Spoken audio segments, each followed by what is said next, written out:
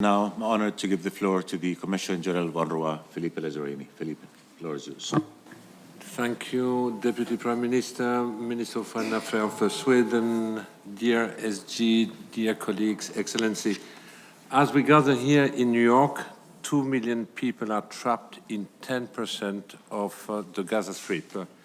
This is a place which horrifies even the most seasoned humanitarian. It's also a place where international journalists cannot visit. And yet, 1 million children live there, amid rivers of polio carrying sewage, in rubble infested with rodents and reptiles. More than 600 of these children are out of school. They have already lost 2 years of learning. Palestinians are no stranger to loss, but to be dispossessed from education, which has always been a source of tremendous pride, is new. We cannot afford to lose an entire generation and sow the seeds for future hatred and extremism. That is why UNRWA, beyond its life-saving operation, resumed some learning activities in Gaza last month. Every day, we provide psychosocial services to thousands of children. We build on these activities to help them read, write, and do basic arithmetic. And we will do so until the right to education is restored. Excellencies, we heard it, more than 41,000 Palestinians in Gaza have been reported killed. Many of the hostages taken from Israel remain in captivity.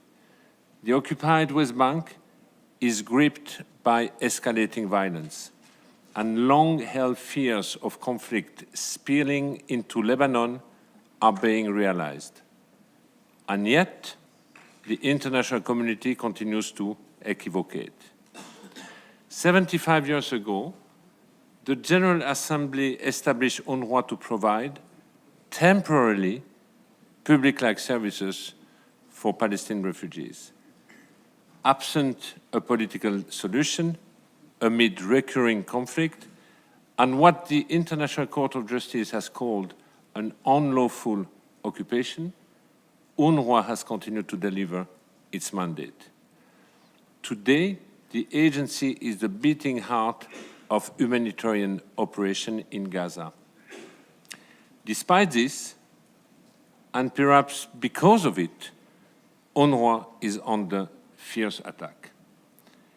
Excellencies, in Gaza, 222 UNRWA staff have been killed. More than 2/3 of our buildings have been damaged or destroyed. Our aid convoys are looted amid a collapse of civil order and obstructed by Israeli soldiers defying their chain of command. Disturbingly, senior Israeli officials have described destroying UNRWA as a war goal. We heard it, draft legislation in the Israeli Knesset seeks to evict the agency from East Jerusalem, revoke its privileges and immunities, and designate it as a terrorist organization. An unconscionable action by a member state against a UN entity mandated by the General Assembly. And make no mistake, it is not only UNRWA that is under attack. Across the occupied Palestinian territory, United Nations and international NGO staff are being phased out. These efforts aim to strip Palestinians of the refugee status and change unilaterally the parameters for a future political solution. UNRWA also faces relentless allegations concerning breaches of neutrality. We take substantiated allegations seriously and investigate them thoroughly. In line with the colonial recommendation, we are strengthening already robust system for ensuring the neutrality of our staff and operations. Our personnel are vetted against UN and other sanction lists. Our policy on outside and political activities is at the forefront of effort to prohibit behavior incompatible with serving as United Nations staff.